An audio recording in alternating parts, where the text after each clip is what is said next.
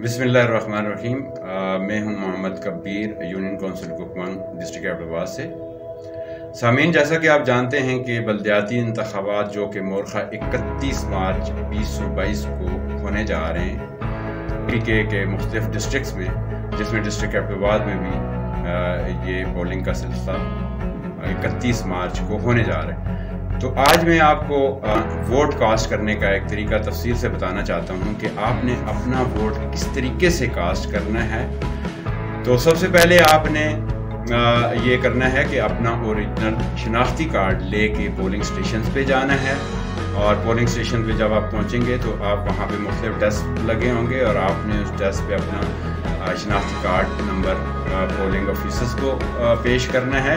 अब वो आपका शनाख्ती कार्ड लेके लिस्टों के अंदर, वोटर लिस्टों के अंदर आपका नाम देखेगा। अगर आपका नाम वोटर लिस्ट के अंदर मौजूद है तो आपके दाएं हाथ के अंगूठे की पुष्ट पर स्याही का निशान लगा देगा और उसके बाद आपको अगले डेस्क पे आपको भेज दिया जाएगा। अगले डेस्क पे आपका ज़रूरी इंदराज होगा आपके शनाख्ती कार्ड का, और बाकी इंदराज होने के बाद आपको असिस्टेंट प्रिजाइडिंग ऑफिसर जो है वो आपको मुख्तलिफ बैलेट पेपर्स देगा और उन बैलेट पेपर्स को आपने लेके अपने वहाँ पे जाके अपने पसंदीदा उम्मीदवार के इंतखाबी निशान पे मोहर लगा देनी है। और मोहर लगाने के बाद आपने उस पेपर्स को, जो बैलेट पेपर्स हैं आपके पास मुख्तलिफ कलर्स के, जिसमें किसान कौंसलर है, जनरल कौंसलर है, यूथ कौंसलर है, लेडी कौंसलर है और मेयर का बैलेट पेपर्स आपके पास होगा, उसको इस तरीके से आपने फोल्ड करना है ताकि उसका जो मोहर वाला निशान है वो उसी हिस्से में बॉक्स के अंदर ही रहे, उससे बाहर ना जाए। अब मैं आपको दिखाने जा रहा हूँ कि ये मेरे पास बैलेट पेपर का नमूना है जो आपकी स्क्रीन पे मौजूद है। आप इसको अच्छी तरह देख सकते हैं। ये एक बैलेट पेपर है। इसी तरीके से आपको मुख्तलिफ रंगों के बैलेट पेपर्स मिलेंगे और उन बैलेट पेपर्स को आप जब उस पर मोहर लगाएंगे, मोहर लगाने के बाद उसको फोल्ड करने का तरीका क्या है। अब ये देख सकते हैं कि ये मुख्तलिफ इंतखाबी निशान हैं और इन निशानात के यहाँ पे मुख्तलिफ कैंडिडेट्स के जो नाम लिखे होंगे उनके सामने उनके इंतखाबी निशान आप वाज़ेह तौर पे देख सकेंगे। मुख्तलिफ कलर्स में आपको बैलेट पेपर जाएंगे और इस तरह आप ये देख सकते हैं कि ये बैलेट पेपर्स पे आपने स्टैंप लगा दी है।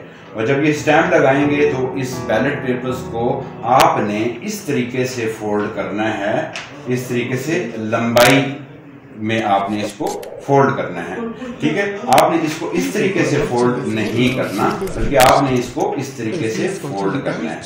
इसका फायदा ये होगा कि जब आप इस बैलेट पेपर को इस तरीके से फोल्ड करेंगे तो इस पे जो आपने मोहर सब्ट की है, जो मोहर लगाई है यहाँ पे, ये इस तरीके से फोल्ड करने से इस मोहर की जो स्याही है वो उसी कैंडिडेट के जो बॉक्स है उस बॉक्स में ही आएगी। अगर आप इस तरीके से इसको फोल्ड करते हैं, जो कि आपने कतई तौर पे नहीं करना, इस मोहर की जो स्याही है वो किसी दूसरे उम्मीदवार के इंतखाबी निशान पे वो स्याही का निशान लग सकता है। इस तरह वो स्टैंप दो जगह पे नजर आ सकती है। इस तरीके से आपका वोट कैंसिल हो सकता है, ज़ाया हो सकता है।